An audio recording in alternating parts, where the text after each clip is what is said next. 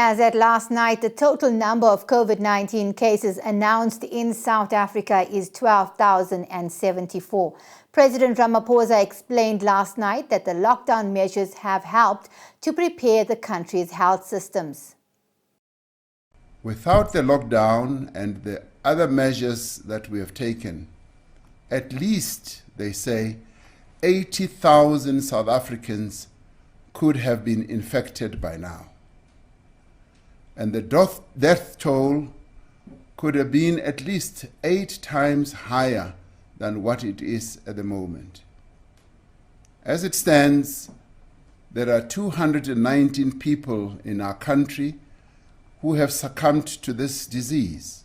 By contrast, at a similar stage in the progression of the disease, countries such as the United States had recorded over 22,000 deaths, and the United Kingdom over 19,000 deaths. We should never forget that the purpose of the lockdown was to delay the spread of the virus and prevent a huge surge of infections. So far, we have been successful in the manner in which we as South Africans have responded and dealt with this virus. And by this, I mean all of us as South Africans. The percentage of cases identified out of all the tests conducted, what is known as the positivity rate, has remained rather low and stable. The level of confirmed infections in South Africa is around 181 people per million of the population.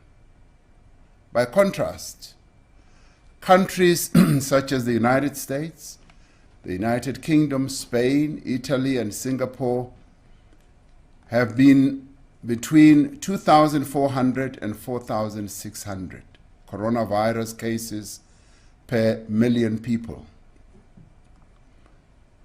In our case, it is significant that out of the 12,074 confirmed cases in South Africa, we have recorded 4,745 people who have recovered. By delaying the spread of the disease, we've been able to strengthen the capacity of our health system and to put in place wide-ranging public health programs to better manage the inevitable increase in infections. We now have nearly 25,000 additional beds available for quarantine, additional to the beds we already have. We have been able to source and produce substantial quantities of personal protective equipment for health workers, vital medical equipment, and other supplies. But we still need more. Using the valuable time which the lockdown gave us, we have managed to significantly expand our screening and our testing program.